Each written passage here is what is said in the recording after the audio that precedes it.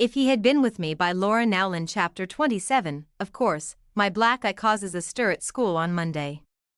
I compromise with Jamie by telling the story the way I accidentally told it in the kitchen, allowing everyone to have the wrong impression for half a second.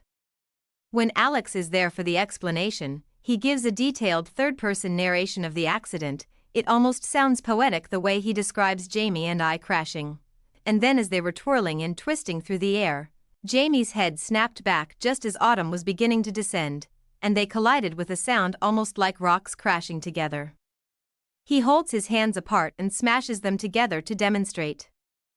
And his audience laughs in appreciation. By the time the bruise is beginning to fade, everyone has heard the story and no one is asking about it anymore. Now they want to tell me how much better it looks. I have a running update by the hour, yet each classmate thinks that they are the first person to tell me this, just as they all asked me on Tuesday if I picked out the dark purple tiara to match my bruise.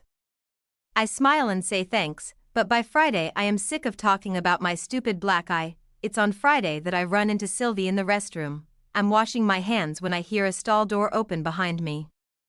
I instinctively look up, and I see her standing behind me in the mirror's reflection. I keep my face blank and look down at my hands as I rinse them. It's between classes, we are the only two in here. Hi, Autumn, she says. I look up at her reflection warily. I'm not sure what she could want from me. Finny is at school today. Hi, I say. She smiles at me.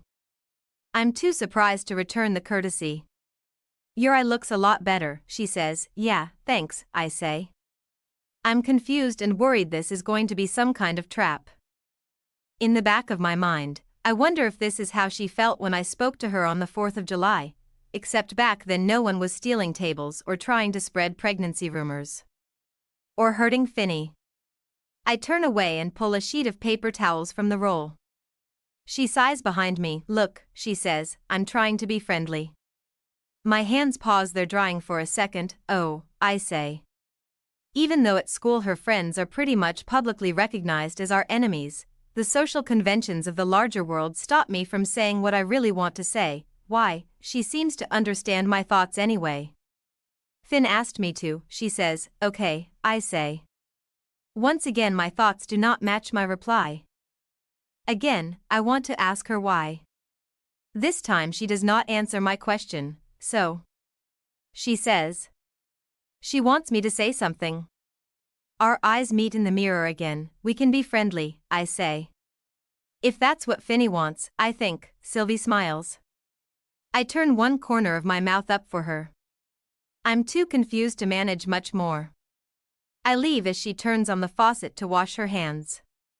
Neither of us say goodbye. At lunch, as we hunch protectively around our round table, I tell Jamie and everybody about Sylvie in the bathroom. We try to guess what this could mean, but they are as stumped as I am. Of course, since I didn't tell them that Finn had asked her to be nice to me, it's probably my fault that no one guessed the answer. Maybe if I had told them the whole truth, they would have realized what Sylvie being nice to me meant. I didn't though, and so it wasn't until I walked into Mr. Laffigan's class that it all made sense. Finny and Sylvie are back together. She's sitting on his desk facing him, their fingers twined together as they talk. I walk to Mr. Laffigan's desk and sit down. He's reading more Dickens, Dombey and Son. I pick up the book and pretend to read, trying to be friendly, she said. That's the same word he used when I gave him her card on Valentine's Day. He asked if she had been friendly to me. I'm surprised when my heart leaps as I realize that he doesn't like his girlfriend laughing at me or spreading rumors about me. Sylvie laughs and I can't help looking at them from the corner of my eye. She looks happy, and I can't deny that he does too, and then she kisses him. And I start reading.